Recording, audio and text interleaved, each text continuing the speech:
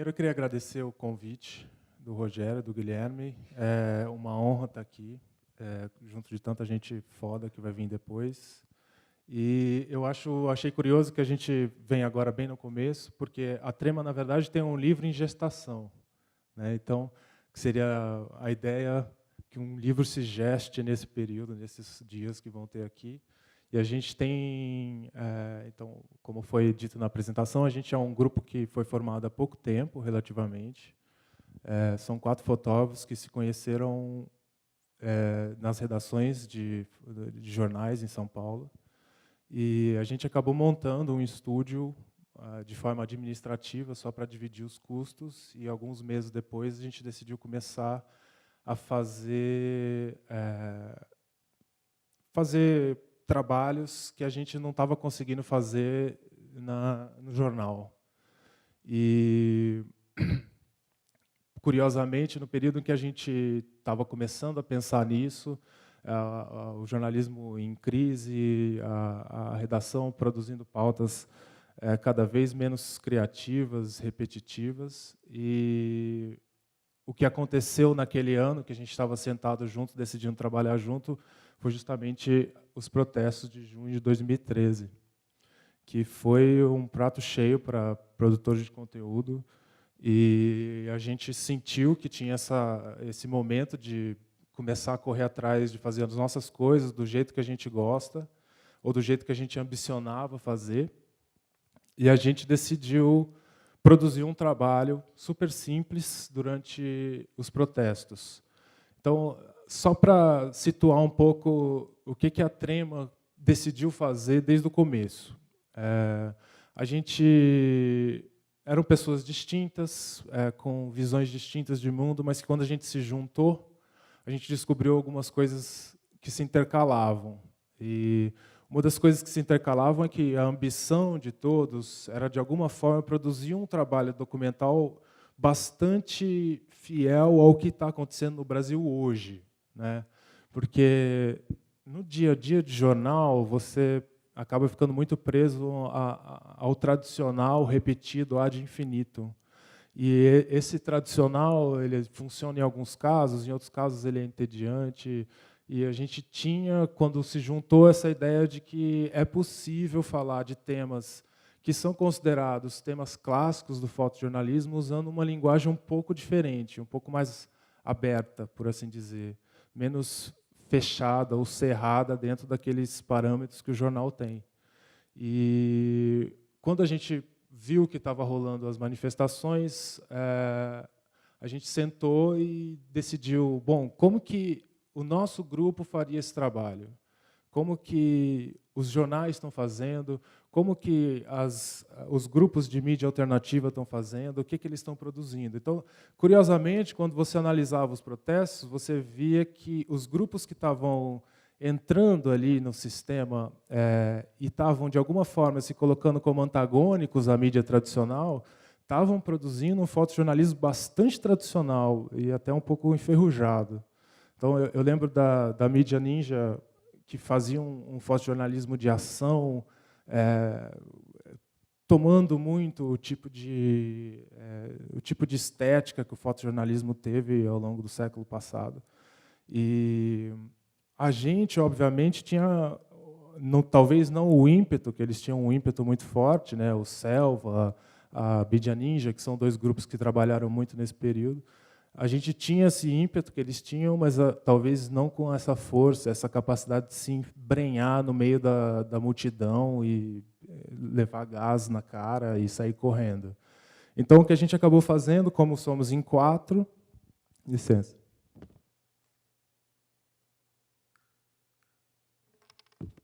Como somos em 4, e essa é uma dinâmica interessante de qualquer coletivo, a gente se dividiu em 2 grupos. Um grupo mais propenso a fazer o tradicional e o outro grupo decidido a fazer uma coisa um pouco diferente. Essa coisa um pouco diferente não é exatamente revolucionária, é um método, uma forma de documentação bastante tradicional, contar uma história a partir de retratos, que é uma coisa que vocês vão ver a gente repetiu ao longo de vários outros trabalhos. Então, a divisão do trabalho basicamente era a seguinte: alguém fazia o corre-corre, o conflito, a luta do... Opa.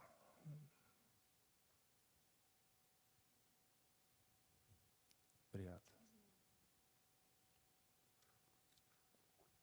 O conflito entre manifestantes e polícia.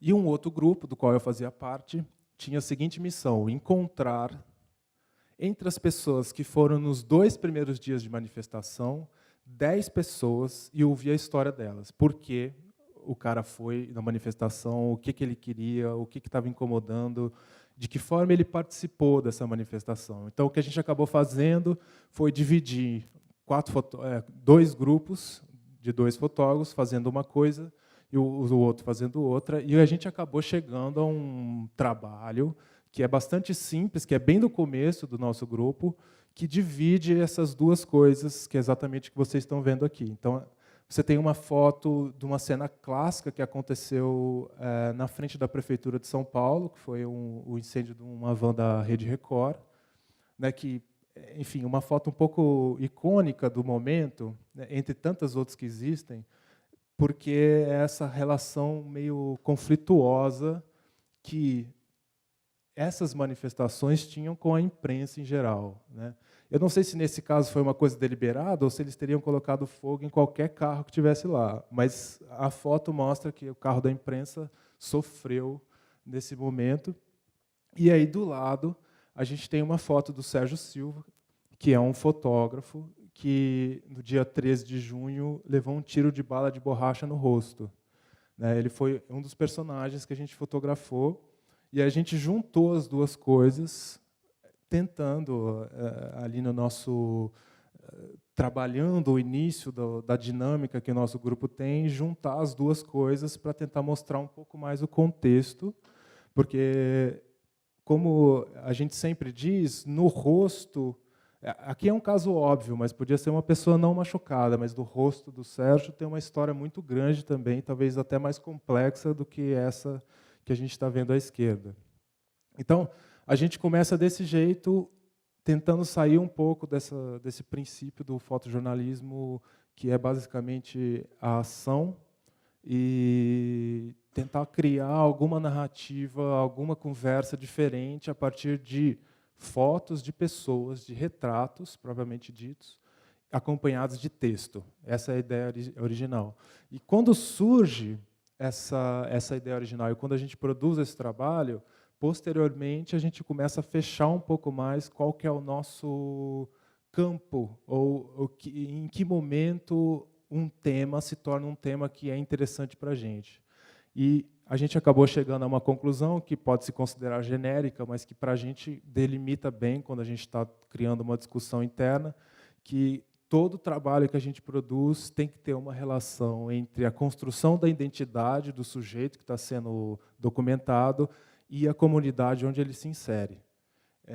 Nesse caso, a gente pensou nisso em retrospecto, mas, obviamente, como se diz, nas jornadas de junho, tinha uma característica de identidade muito maior do que de comunidade, porque a gente viu que depois as manifestações se perderam num caos de interesses diferentes. Mas a comunidade estava ali, o grupo de pessoas era bastante junto. Por isso que as fotos, os retratos são de pessoas bem no começo das manifestações, antes que elas perdessem um pouco o foco. Depois disso, a gente decidiu caminhar por um outro trabalho. De novo, esse trabalho também muito influenciado pela nossa experiência dentro do jornal, né? A gente foi atrás de um personagem que um dos nossos membros, o Leonardo Soares, havia fotografado para o Diário de São Paulo no início de 2005, 2006. Esse personagem era popularmente conhecido como Lagartão. O Lagartão é uma figura folclórica em São Paulo, para quem é desse meio do documentário, que o Lagartão é um coletor de recicláveis que, ao contrário da maioria absoluta das pessoas que fazem o trabalho que ele faz, o território de atuação dele não é a rua, não são as calçadas, as sarjetas, os terrenos baldios, mas é o rio Tietê. Ele construiu com a própria mão um barco. Ele, na verdade, tem dois. Com esse barco, ele percorre a represa de Pirapora de Bom Jesus, que fica na Grande São Paulo, recolhendo material reciclável. Até aí, um perfil desse personagem é simplesmente uma história de jornal, né, que a gente já deve ter visto e que o Leonardo, o nosso amigo fotógrafo, já tinha realizado. Então, de que forma que nós, dentro do coletivo, vamos trazer a história do lagartão para o campo temático em que a gente trabalha? Então, o que a gente acabou fazendo foi, vamos entender o que o lagartão tem de diferente de outros catadores que a gente conhece, além do fato do barco. E o que a gente acabou descobrindo é uma característica pessoal do lagartão, que é muito curiosa, que é o fato de que todo o material reciclável, ele obviamente recolhe, vende e ganha o dinheiro dele, que é o sustento dele. Mas quando ele encontra um material que não é imediatamente financiarizável ou comercializável, e ele considera esse produto, esse material, esse resto como uma coisa interessante, ele guarda. Então, ele é um colecionador de restos que a cidade produz. Então, entre as coisas que se encontra ali onde o lagartão vive, tem computador velho, uma carranca, antena de TV da Sky, bonecas velhas, coisas que ele não consegue vender.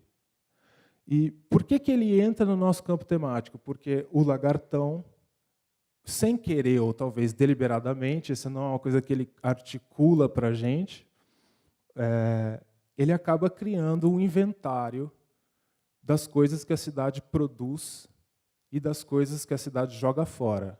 Então, tudo que o lagartão tem ali saiu da casa de alguém que vive em São Paulo, e, de alguma forma, é uma miríade de formas possíveis que alguma coisa pode parar no rio, mas a mais óbvia é que alguém joga diretamente. Essas coisas foram parar na mão desse senhor que coleciona objetos da vida urbana. E essa vida urbana, a partir desses objetos, pode ser entendida melhor ou tão melhor quanto qualquer outra análise que você possa fazer sobre a vida urbana em São Paulo nos anos 2000.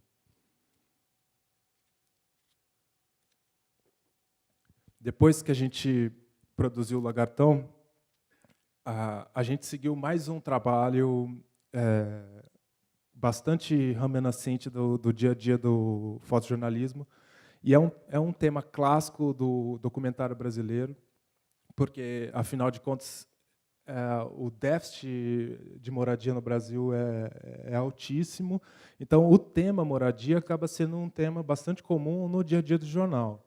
Então, esse outro trabalho que a gente produziu é a mesma coisa, só que ele tinha como que a gente vai trazer para o nosso campo? De novo,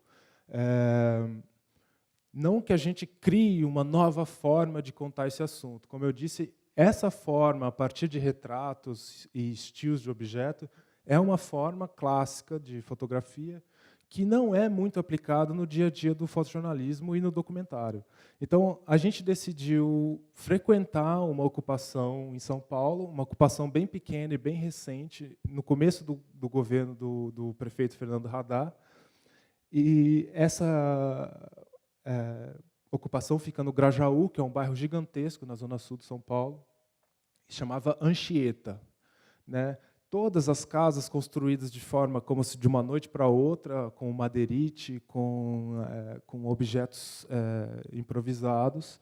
E a ideia do trabalho era que a gente produziu as fotos no exterior dessas casas, que são todas muito similares, né? Até porque as variações são pequenas, mas existem, mas são pequenas.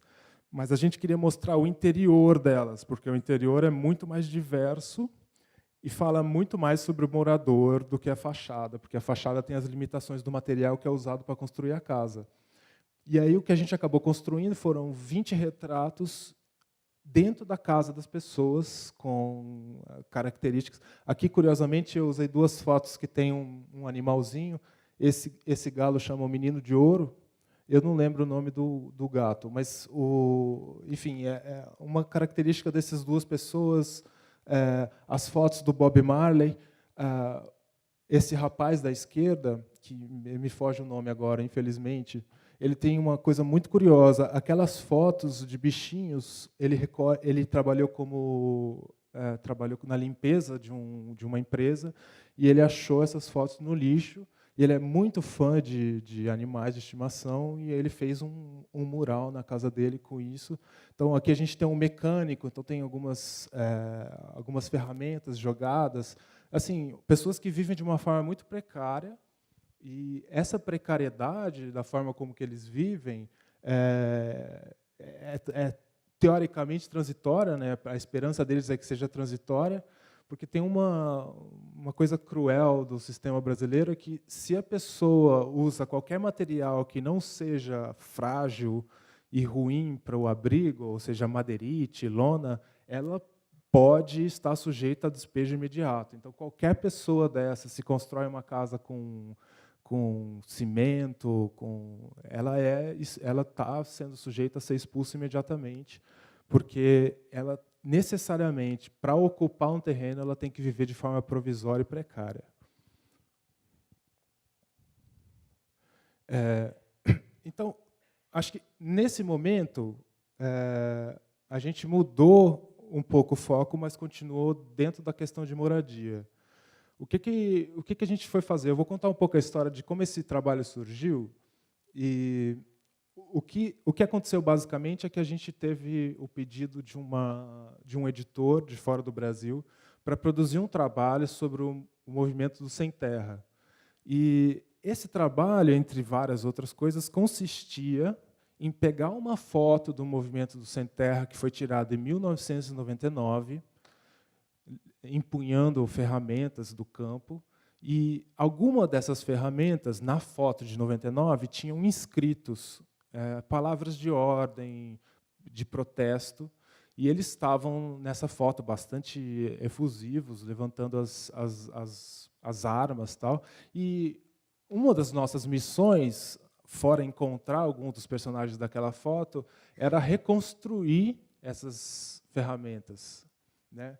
Quando a gente recebeu esse pedido, a gente imediatamente lembrou do que aconteceu em São José dos Campos, no Vale do Ribeira, no estado de São Paulo, na ocupação do Pinheirinho.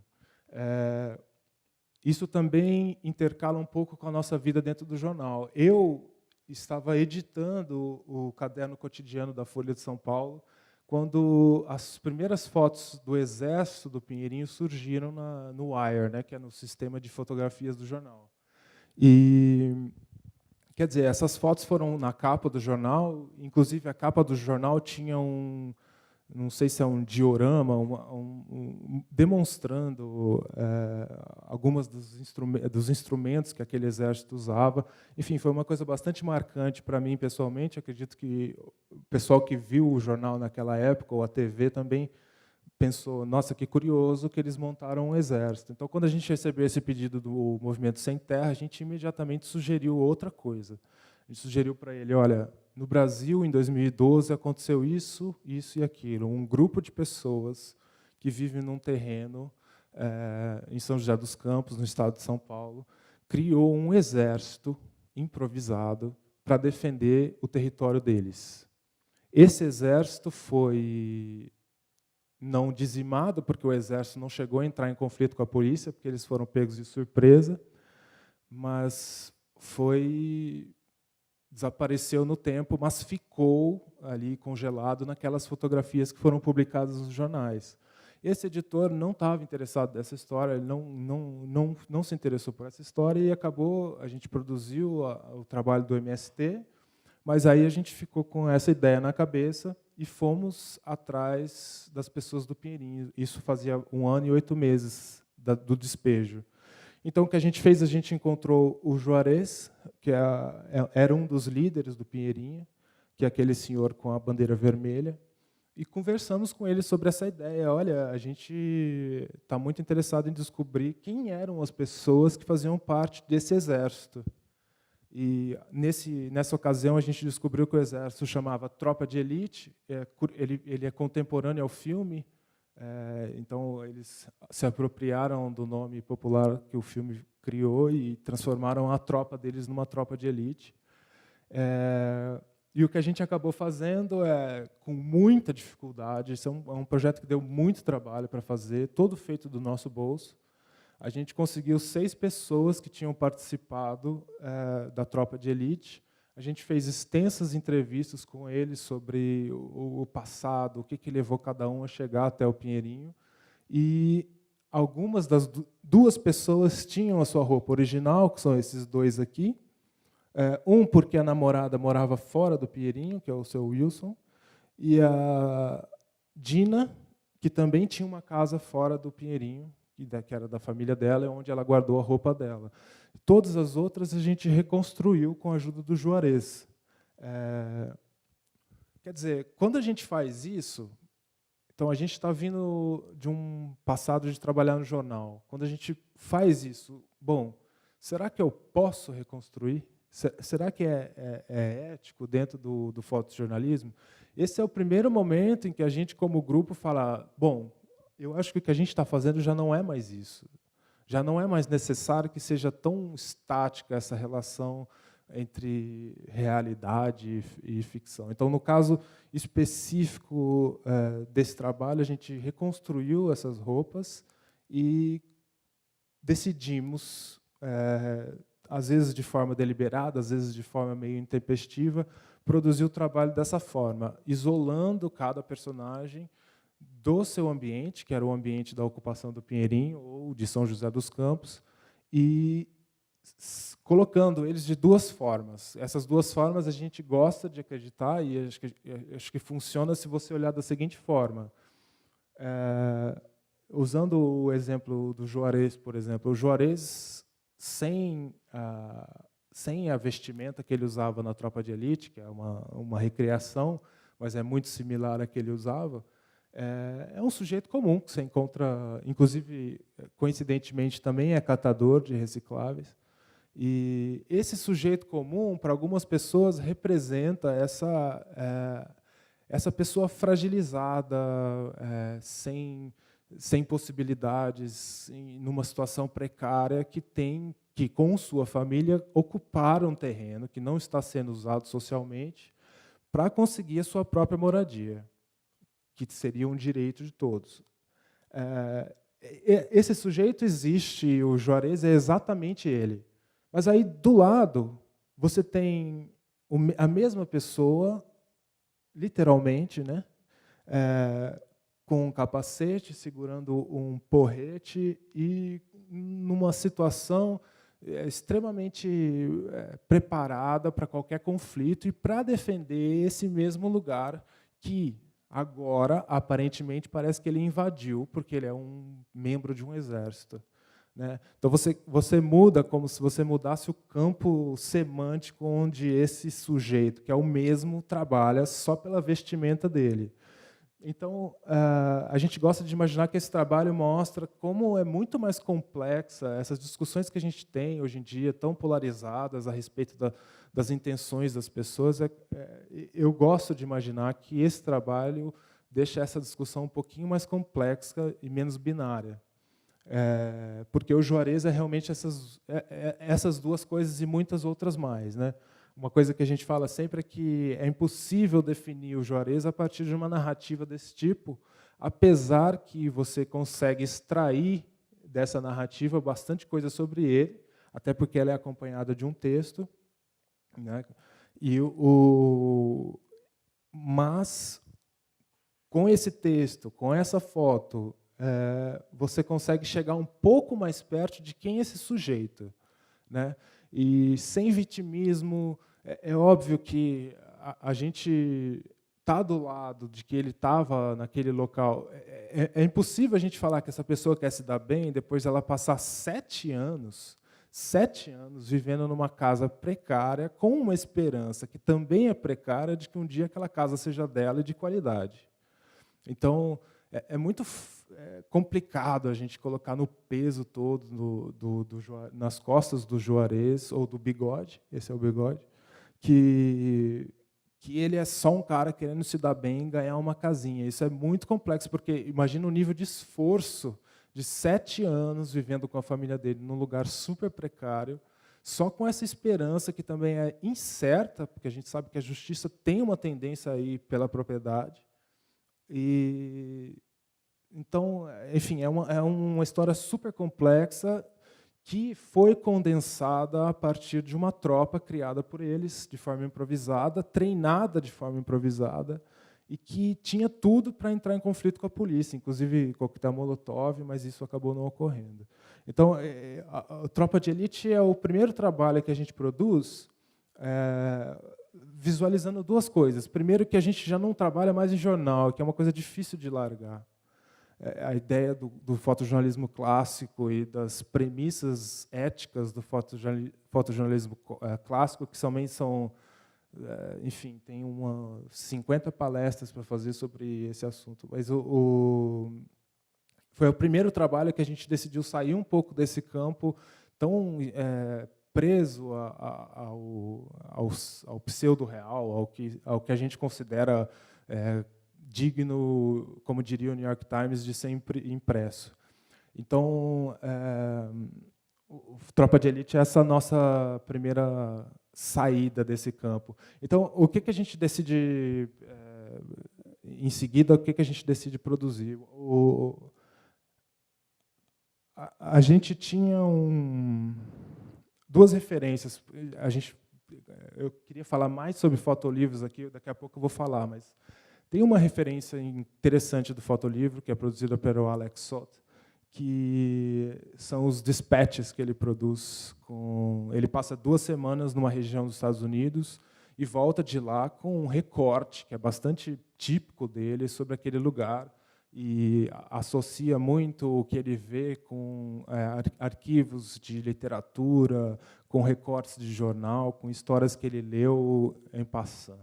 E a gente tinha uma outra referência de um trabalho que se tornou alguns fotolivros, mas o principal deles o trabalho chama The Sochi Project, que é produzido por 2 holandeses que passaram de forma intermitente 5 anos trabalhando na cidade russa de Sochi e em antecipação à Olimpíada de Inverno que aconteceu lá.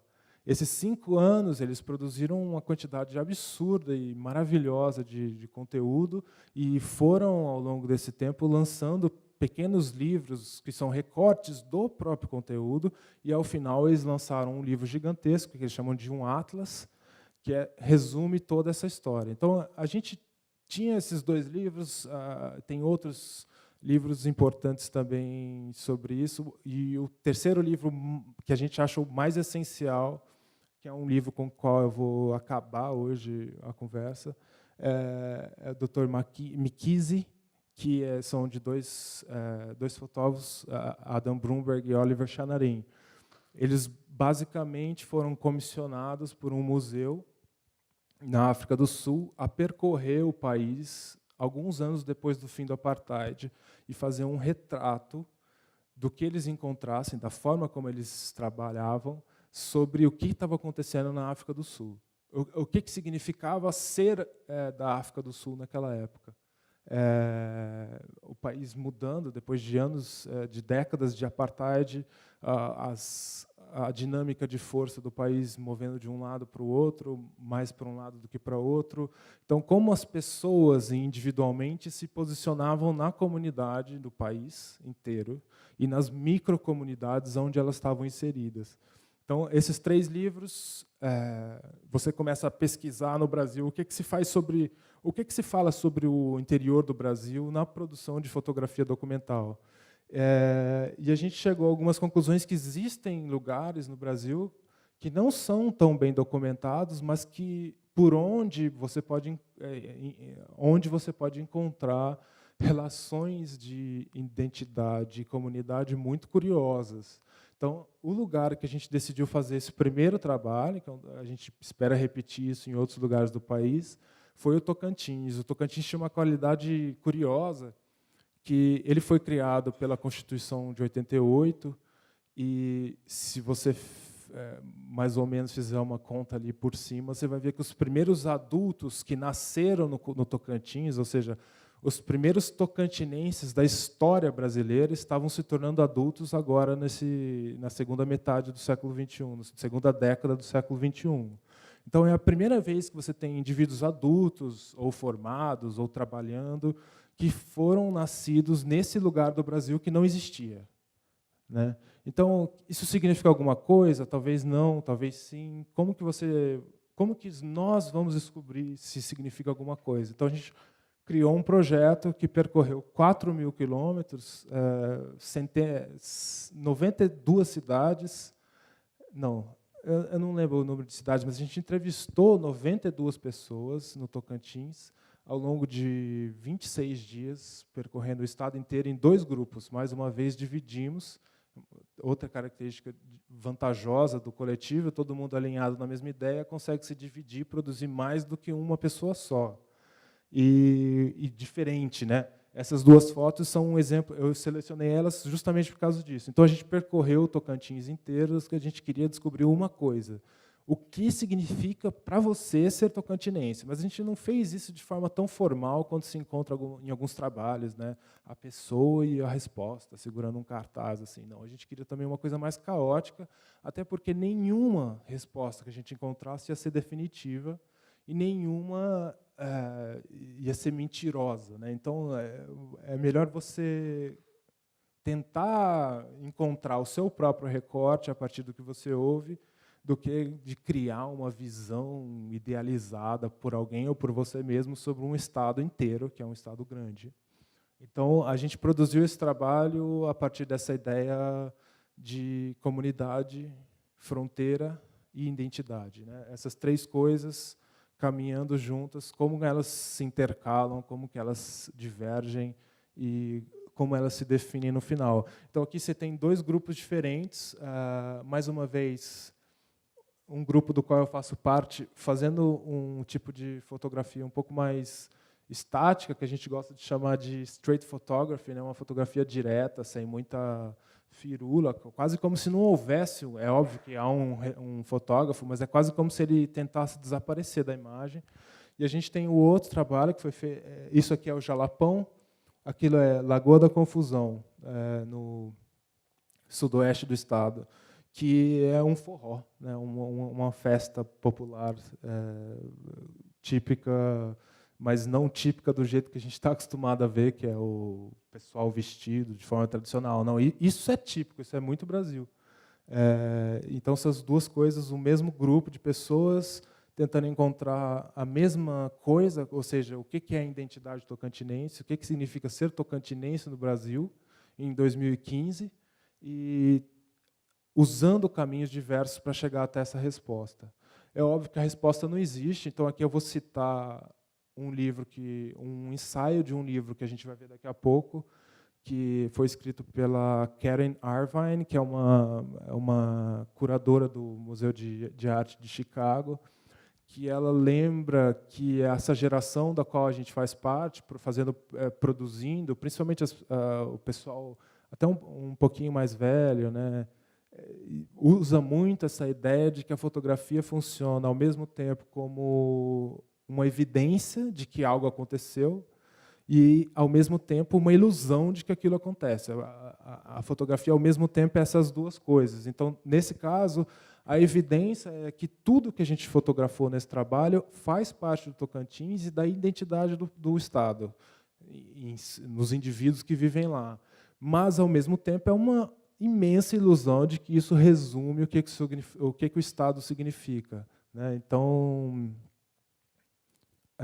é uma guerra entre essas duas qualidades intrínsecas do documentário, principalmente, em conseguir criar, ao mesmo tempo, uma evidência de que o que você está fazendo é real, sem que você perca essa característica de que ela é ilusória, de que ela não é total, de que ela não contempla tudo, né? Então, aqui tem esse trabalho não virou livro ainda. Aqui eu trouxe um pouco antes de começar, a gente teve uma entrevista curta sobre o processo de edição, então eu coloquei aqui essa nossa parede. Esse trabalho é um site, é fronteiras.org, e aqui está a divisão que a gente fez na parede, que é praticamente um reflexo do que hoje está no site, né, para a gente entender que o processo de edição também demora dias, às vezes meses, para tentar chegar nesse momento. Então, aqui você consegue ver que a gente fotografou pessoas frequentando a praia, em Palmas, Praia de Rio. A gente fotografou um policial que divide o tempo dele entre ser policial e ser pastor. Então, ele é policial, aliás, um policial graduado, ou acho que é um tenente, ou acima disso, mas é também dono de uma igreja, tipo, é literalmente dono de uma igreja. Ele tem uma denominação específica neopentecostal, que é dele e do sogro dele, que ele está começando agora.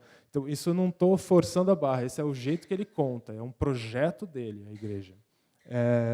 Então, a gente caminha do centro, que é a região de Palmas, a gente vai para o oeste do estado, onde a gente encontra uma região onde tem muita presença indígena, né? Então a gente tem o Moisés, né, que é de uma etnia da região da Lagoa da Confusão, né? Imigrantes gaúchos, que tem muito lá, né? Depois a gente vai para o norte, a região onde teve a guerrilha do Araguaia. Uma coisa curiosa dessa parte do norte é que, no nosso trabalho, a entrevista de uma pessoa que sofreu na mão do exército, sofreu tortura, a gente, de uma forma até um pouco...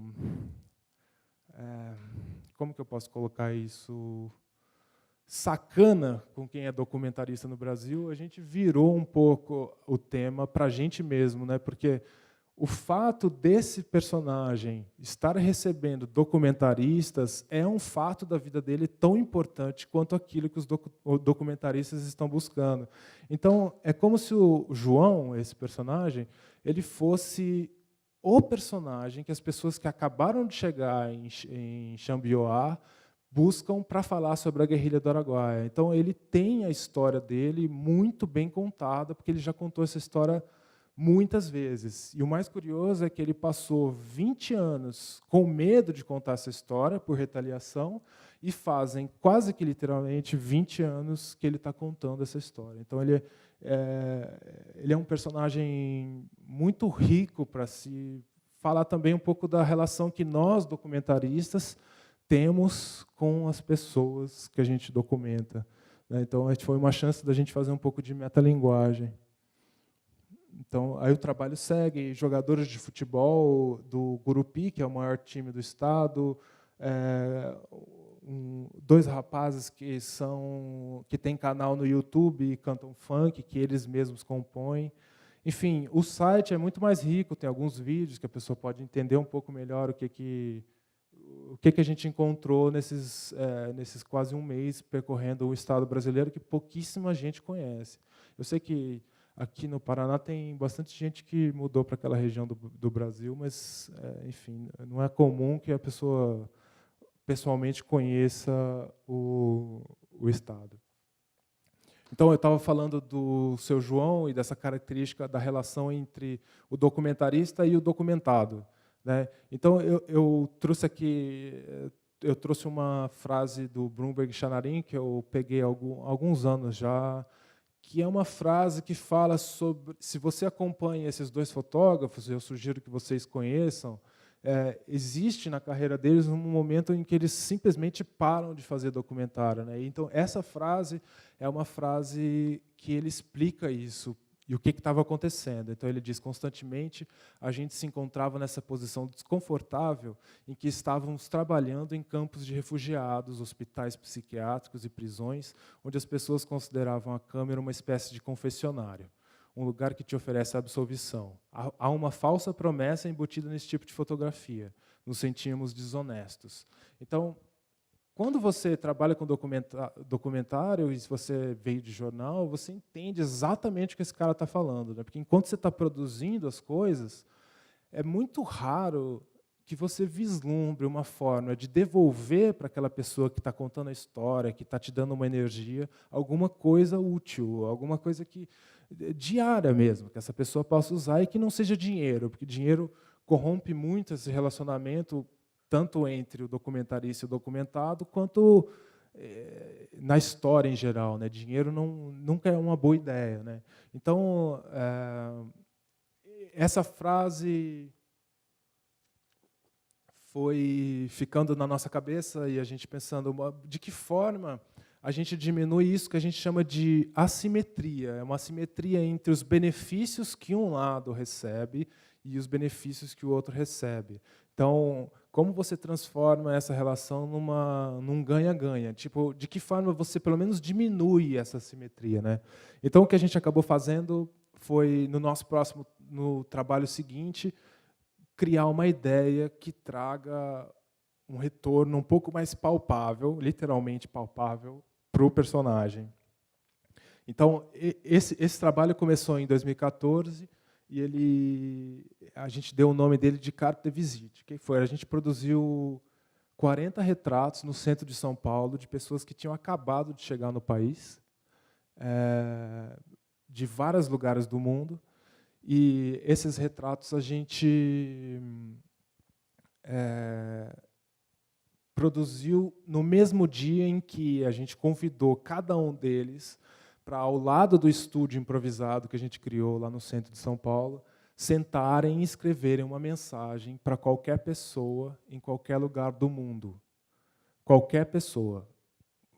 Então, o Abu, que é da Mauritânia, que está ali no canto, Abu, para quem você quer mandar uma mensagem, que mensagem você quer mandar? Então, o Abu sentava numa mesinha como essa, do lado de um de nós, e escrevia essa mensagem, obviamente, na língua dele, do jeito que ele quisesse, e a gente, então, arquivava esse cartão, um cartão mesmo físico, e, no final, o que a gente fez foi juntar essas duas coisas. Na frente é um retrato do Abu, e atrás a frase que ele escreveu, por exemplo, e pegar essa foto, colocar no correio e mandar para o lugar onde ele quisesse. Então, essa foto, esse cartão postal que o Abu fez, foi enviado para a Mauritânia, se eu não me engano, para a mãe dele. Então, o que a gente quis fazer? Talvez a gente pudesse ter sido ainda mais bem-sucedido, mas acho que, de alguma forma, a gente foi bem-sucedido. A gente queria mostrar quem são as pessoas que estavam chegando no centro de São Paulo, porque existia um influxo muito grande de imigrantes chegando na cidade, né? Acredito que em todo lugar do Brasil agora, relativamente grande, porque o Brasil não recebe nem metade do que alguns países recebem, nem um terço, nem um quinto. E a gente queria saber quem eram essas pessoas. Então, o nosso benefício era, a gente ia produzir os retratos, a gente ia... E super legal, olha os caras, que legal, que trabalho bonito. E, bom, tchau, vamos para a próxima. Então, de que forma que eu consigo diminuir isso? Né? Então, a gente pensou em várias formas diferentes, que não foram para frente. A gente pensou nessa forma como uma forma, vamos dizer assim, ao mesmo tempo romântica e interessante de contribuir com alguma coisa para o cara e para a família dele. Ela é romântica e até um pouco anacrônica, porque a maioria das pessoas que imigram, elas têm condições financeiras de ter acesso à internet. Então, a gente acha que os imigrantes são miseráveis, que miserável não compra passagem de avião e sai do país dele. Então, as pessoas que imigram geralmente são de classe média baixa, pode ser, mas de classe média baixa para cima. Né? Então, essas pessoas têm acesso a Skype, a Facebook, a Messenger. Então, elas conversam de uma forma que 20 anos atrás seria impossível para qualquer imigrante, com seus familiares ou com as pessoas que ficaram para trás. Então, isso é uma coisa, esse é um dado específico. A outra, dentro desse mesmo raciocínio, né, de que forma que você ajuda essa pessoa que está mantendo os laços que ela quebrou com o deslocamento dela, que isso é uma coisa muito... No estudo da imigração, a gente não é especialista em nenhum desses assuntos que eu estou mostrando, mas a gente lembra de ter pesquisado alguns temas específicos sobre imigração, e existe um campo grande que é com essa relação dos laços familiares que se quebram, os laços fraternais que se quebram com o deslocamento da pessoa, principalmente quando a pessoa é refugiada e saiu do país de uma forma abrupta, né? Então, de alguma forma, a pessoa vai tentar manter os laços com o pessoal que ficou para trás. Então, a gente imaginava que um cartão postal que chega fisicamente, com uma foto e com a letra manuscrita dele, seria um modo interessante e curioso desse laço crescer um pouquinho mais. Ele demora para crescer, ele demora para caminhar, mas seria uma forma interessante. Então, por exemplo, a gente teve todos os tipos de mensagens escritas. Essa aqui é uma das mais fortes, na verdade. Esse é um haitiano e a única mensagem que ele escreveu, que ele mandou para o Haiti, foi que estou mal, estou muito mal, né? Então, enfim, toda sorte de mensagens, às vezes coisas super mundanas que o cara poderia ter mandado pelo Facebook, ele decidiu usar essa mídia para fazer isso. Por exemplo, eu mudei meu telefone, ele colocou o telefone que ele estava usando, enfim, coisas nesse sentido. Então, algumas coisas super emocionantes, né, super bonitas.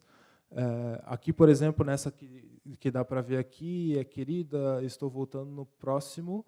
Aí ele escreveu o ano, riscou, escreveu o mês. Então, ou seja, tipo, ele cometeu um ato falho, ou quis deixar a família menos ansiosa com relação à volta dele. Enfim, são coisas bastante ricas que a gente descobriu nesse caminho. Então, dentro dessa... Vamos seguir nessa mesma ideia, né, para acelerar um pouco, de diminuir a simetria. Então, a gente produziu um trabalho sobre imigrantes no centro de São Paulo. Esse é um trabalho que funciona melhor dentro de um envelope enviado para a família do cara, ou seja, não é um trabalho propriamente que a gente pensou numa mídia final para ele, ou num livro, ou na parede de algum lugar, né? Ele é realmente um cartão postal e pronto. Então, a gente queria expandir um pouco nesse assunto da imigração, que é um tema clássico também do fotojornalismo, e aí eu vou mostrar duas referências que a gente usou. Uma delas é um livro que a gente considera uma espécie de bíblia para o que a gente veio a vir a fazer, né, que a gente iria fazer depois. Esse é o livro do Christian Patterson, o Red-Headed Peckerwood.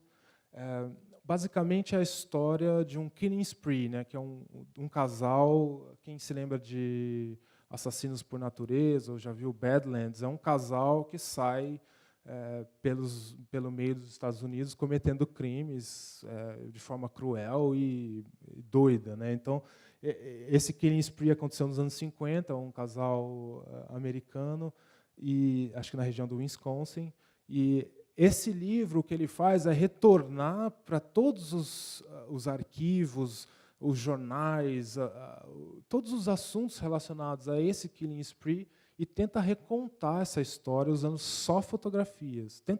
Reconta de uma forma primorosa e brilhante esse mesmo acontecimento usando só fotografias, né? Então, locais onde esse casal esteve, pequenos detalhes por exemplo, se eles estiveram num bar específico, ele pode fazer a foto de um drink que tem naquele bar, ou se eles ficaram num hotel, ele pode pegar um hotel e mostrar, olha, esse é o hotel onde eles ficaram.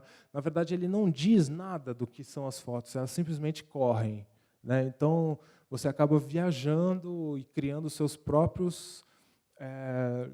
cobrindo os seus próprios buracos, ou os buracos do livro, com a sua própria imaginação a respeito de quem foi esse casal e o que aconteceu com eles. Então, no final tem dois ensaios, por sinal, muito bons.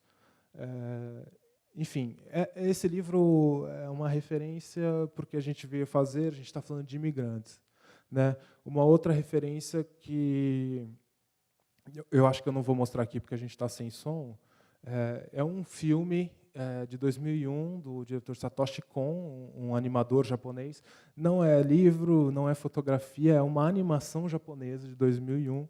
E esse filme é muito interessante porque ele conta a história de um grupo de documentaristas, uma dupla, que está em busca de uma antiga atriz muito famosa no Japão, mas que desapareceu há muito tempo e vive reclusa, né? Um desses documentaristas é um fã ferrenho dessa atriz. Ele deu o nome do estúdio dele para um dos filmes dela. Ele ama essa atriz, ele está extremamente nervoso, e eles conseguem chegar até essa atriz, ele e o cameraman, e o filme começa com eles iniciando uma espécie de talking head com ela, de vamos falar sobre a sua vida, eu vou ligar essa câmera e vou fazendo perguntas e você vai contando a sua vida. Mas é aí que o filme tem uma virada que eu acho genial, que é os documentaristas não são meros espectadores ou ouvintes dos flashbacks que o filme vai ter para contar a história da atriz. Eles literalmente vão fazer parte dessa história, eles vão entrar nos flashbacks. Então, por exemplo, se ela vai... Eu tive uma reunião com a minha mãe antes de me tornar atriz. Pode... E aí eu vou até mostrar aqui. Vamos... 花ペちゃんの私の何が良かったんだか。女学校に通っていた私を銀営の専務さんが気に入ったとかで。 Aqui ela está contando como que ela começou a ser atriz. O que aconteceu? Então, um produtor de cinema importante da época viu ela no metrô e chamou ela para conversar no escritório dele. Então, é importante a gente lembrar os dois documentaristas.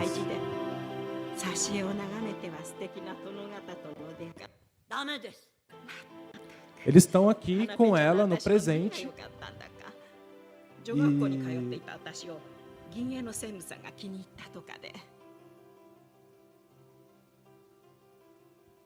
Aí ela vai para o flashback.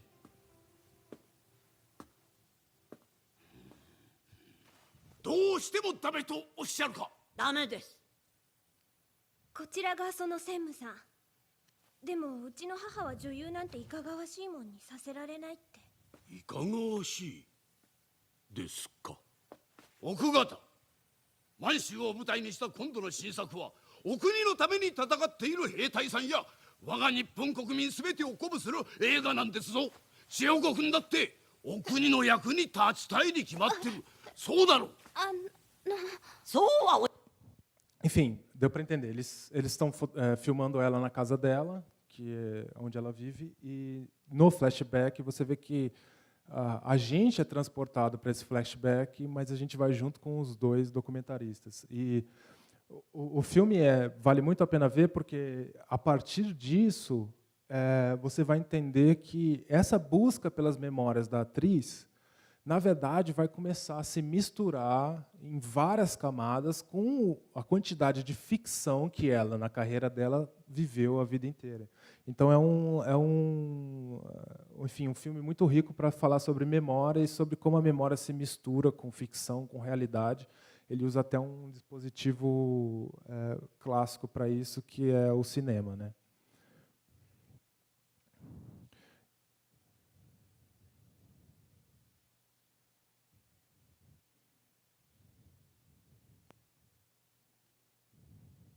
Então, o que a gente fez em seguida para seguir aqui?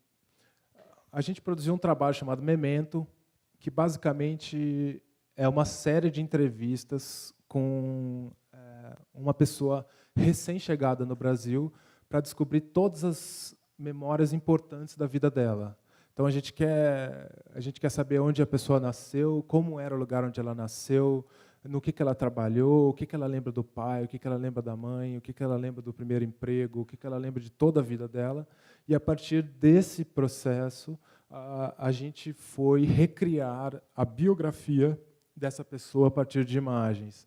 Né? Então, a gente teve dois personagens que foram encontrados depois de uma pesquisa extensa, também em São Paulo. É o Dani Alberto Pérez Vasquez, um colombiano nascido em Medellín, que viveu lá a vida toda, fez parte do Exército e se mudou para São Paulo, para o Rio de Janeiro, na verdade, 2 anos atrás. E o outro personagem é a Teresa Senga, ou Brunella Ngonga. A Teresa nasceu em Angola, no final dos anos 80.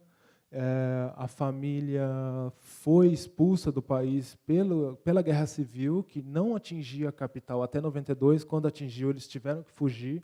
E ela passou a maior parte da vida dela no Congo, na República Democrática do Congo, em Kinshasa, mais especificamente, onde ela mudou o nome dela, Brunella Ngonga, que, como ela diz, não é aceito um nome estrangeiro nesses países, especificamente. Angola, principalmente, é muito avessa a nomes estrangeiros.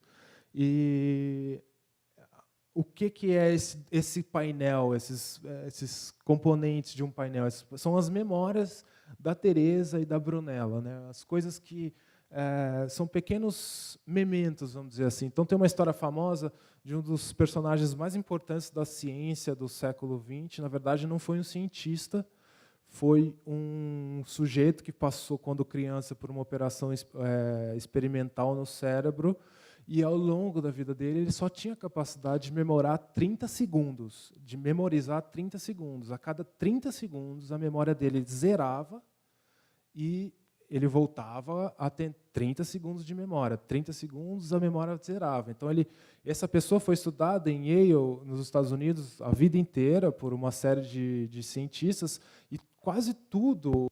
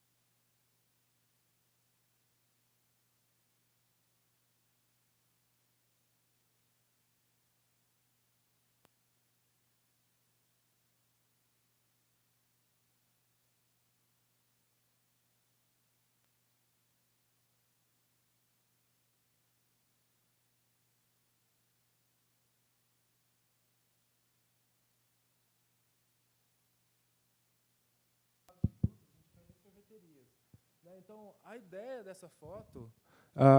obrigado. A ideia dessa foto é justamente assim... O público-alvo dessa foto é o Dani Pérez Vasquez. Ele que tem que olhar para essa foto e lembrar dos momentos em que ele foi na sorveteria. Mas, para gente, assim, a gente como produtor, claro que a gente passa por um monte de vieses e camadas diferentes de interpretação, mas para uma pessoa que está vendo assim pela primeira vez, esse texto não acompanha o trabalho, eu só trouxe aqui para vocês entenderem um pouco o nosso raciocínio. É realmente tentar, ela mesma, olhando essas fotos, tentar entender aonde se encaixa na vida desse sujeito que aqui do lado tem uma UTI neonatal, esse sorvete publicitário todo bonito e suculento que tem aqui. Então, enfim, é mais uma vez um trabalho sobre a imensidão que é o ser humano. Esse trabalho tenta, de uma forma, enfim, não muito sutil, na verdade, apresentar quem são esses dois imigrantes e tentar universalizar um pouco a experiência deles. Uma delas é refugiado, outra é só um imigrante econômico. Universalizar um pouco a experiência deles, porque o Brasil, que é um país feito por imigrantes, parece que esqueceu disso, então tem relações de xenofobia acontecendo, casos de o aceite ou a aceitação dessas pessoas vindo trabalhar às vezes é um pouco complicado, existe um certo preconceito. Então, vamos universalizar o passado, a história dessas pessoas, tentar entender um pouco melhor pelo que elas passaram para chegar até aqui e conhecer um pouco melhor esses brasileiros ou esses imigrantes que vão ter filhos brasileiros e que vão viver aqui, né? Então, esse é o Memento. Aí, eu queria mostrar esse aqui e finalizar com isso. Esse é um recorte do livro da África do Sul, né? Então, tem uma frase aqui que eu acho tão bonita que, enfim, é uma relação de fotografia com texto, que é uma coisa que o livro faz muito bem, né? Então, esse aqui é o senhor Mikize, né? Ele é um sul-africano, e está aqui escrito o texto do Brumberg e do Chanarin. O senhor Mikize foi fotografado 2 vezes antes em sua vida. A primeira foi quando foi para o seu passbook, que permitia que o governo do apartheid controlasse seus movimentos. A segunda foi para a sua identidade, que permitiu que ele votasse na primeira eleição democrática da África do Sul, em 94. 10 anos depois, nós tomamos essa foto por nenhuma razão oficial. É isso. Obrigado.